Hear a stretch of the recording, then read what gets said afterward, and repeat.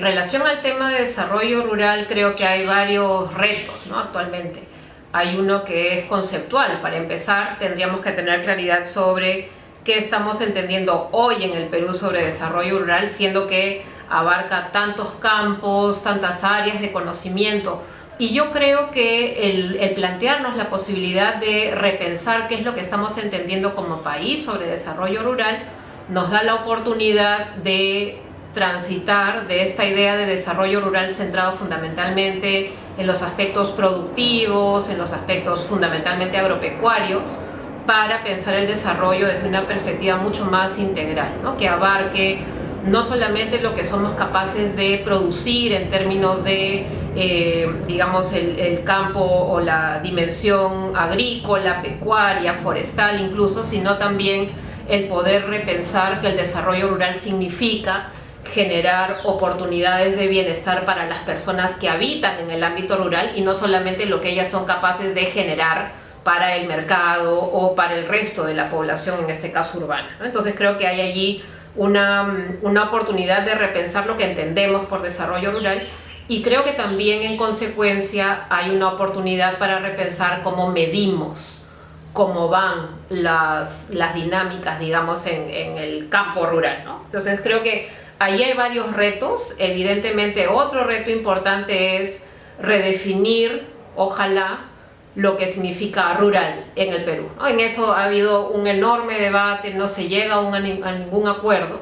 Lo rural sigue siendo, de acuerdo a la definición formal del INEI, definida en términos de densidad poblacional o en términos de concentración de viviendas. Es una definición bastante precaria, digamos, en términos de lo que buscamos entender cuando hablamos de lo rural, pero son oportunidades, ¿no? Son oportunidades de repensar cómo definimos y cómo nos aproximamos y en consecuencia cómo medimos, ¿no? Yo creo que el último reporte del INEI, que da cuenta de que la población rural justamente alcanza casi el 50% de ella, se encuentra en situación de pobreza, nos da nuevamente la oportunidad de centrar la agenda en aquellas poblaciones más vulnerables. Entonces yo diría, el desarrollo rural hoy es un reto en términos conceptuales y metodológicos, pero sobre todo una oportunidad para repensar a qué nos referimos cuando hablamos de desarrollo rural, a qué nos referimos cuando hablamos de lo rural en general, y en tercer lugar, cómo nos aproximamos a medir la pobreza, la vulnerabilidad en esos espacios. Yo creo que ya en términos de aproximarse, ¿no? Una vez dadas las aclaraciones conceptuales y metodológicas, si hubiera, digamos, que pensar o plantearse en términos de políticas o de investigación, incluso cómo abordar el desarrollo rural, creo que una primera decisión sería nuevamente, ¿no? Dejar de centrar la reflexión únicamente en lo productivo para pensar en el bienestar. ¿Y eso qué implica? Implica varias cosas, ¿no? Implica que ese bienestar es por definición multidimensional, implica no solamente satisfacer las necesidades inmediatas, básicas, que como muestran los datos no están cubiertas. Hablo de una alimentación adecuada, de acceso a una salud de calidad, educación de calidad, servicios públicos de calidad que pasan por algo tan sencillo como acceso a agua segura, a electrificación, a saneamiento, o sea, realmente lo básico, para que una vez cubierto, digamos, ese primer piso de necesidades, se puedan generar el segundo nivel, digamos, que tiene que ver con el inicio de generación de oportunidades productivas, ¿no?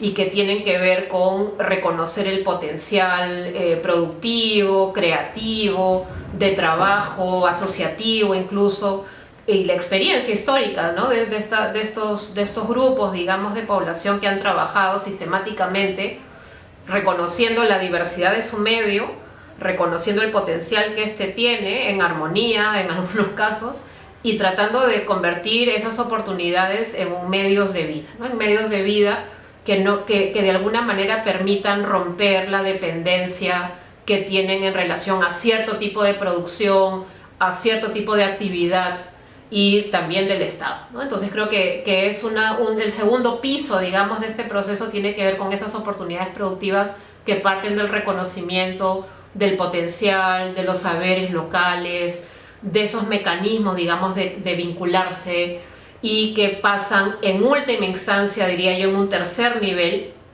por trabajar desde un enfoque territorial, ¿no? Yo creo que el gran reto y a la vez la gran oportunidad para el desarrollo rural en el Perú pasa no solamente por garantizar este piso básico, digamos, de acceso a derechos, de alimentación, de salud, de educación, de vivienda, etcétera, las oportunidades productivas que son el segundo piso, sino esta lógica de territorios que implican vincularse a un espacio que va más allá de pensar en actividades productivas específicas, ¿no? Los territorios están caracterizados por dinámicas ecológicas, institucionales, culturales. Entonces el enfoque territorial le imprime al desarrollo esa mirada renovada, digamos, que trasciende la posibilidad de producir para el mercado determinada cantidad de un determinado cultivo en un determinado periodo del año, sino que de alguna manera incrementa por definición el alcance de cómo se piensa el desarrollo rural en un país.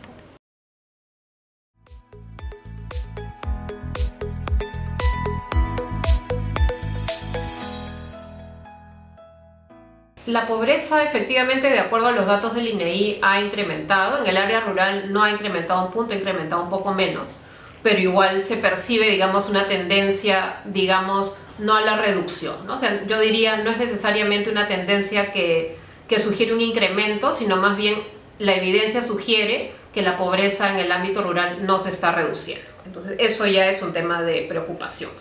Y esto además sugiere que el ámbito rural además no es compacto y homogéneo, porque de acuerdo a las cifras, la sierra rural es la que está llevando la mayor carga, digamos, ¿no? Entonces allí tienes un porcentaje importante de población, alrededor del 50% de la población está en esa condición. En la selva rural es un poco menos, pero es igual importante, es un 40%. Y en la costa rural sí es un 21%, ¿no? Igual es 1 de cada 5 personas viviendo en la costa rural en esa condición.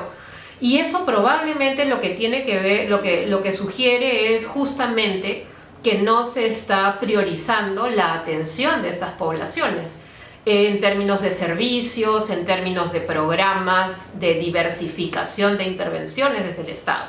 Y eso creo que tiene que ver con, digamos, el espejismo que ha creado en nosotros como país el crecimiento económico de los últimos 10 años. O sea, creo que el crecimiento económico, a modo casi como de canto de sirena, nos ha distraído y nos ha hecho, digamos, convencernos de que ya la pobreza era un tema que habíamos resuelto, y eso traía como corolario que ya no había que prestar tanta atención al ámbito rural. Entonces creo que un efecto perverso de ese crecimiento ha sido desatender, quitar del radar de las preocupaciones la atención de estas áreas, y lo que los datos muestran es que en realidad están en una condición realmente muy vulnerable, en donde esa falta de atención lo que ha hecho, reitero, no es que incremente la pobreza, pero que ésta se sostenga, que es ya bastante grave, porque lo que hace es que haya una generación entera de niños que enfrentan esta condición y que los va de alguna manera a marcar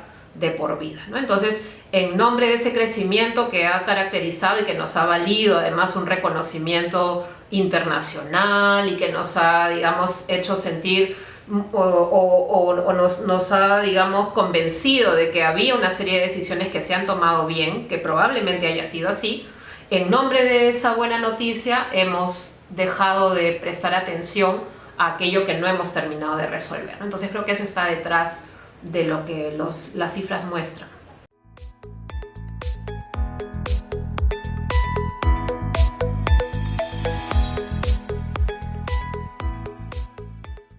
Va siendo hora de que algún sector se compre el pleito del desarrollo rural, ¿no? O sea, creo que el enorme reto en el marco de todo lo que conversamos es que, si bien es un tema complejo, hay heterogeneidad, hay datos que no permiten identificar los matices, que hay que aproximarse de una manera compleja, que hay que repensar conceptos, metodologías, en realidad hay un grave problema de institucionalidad, ¿no?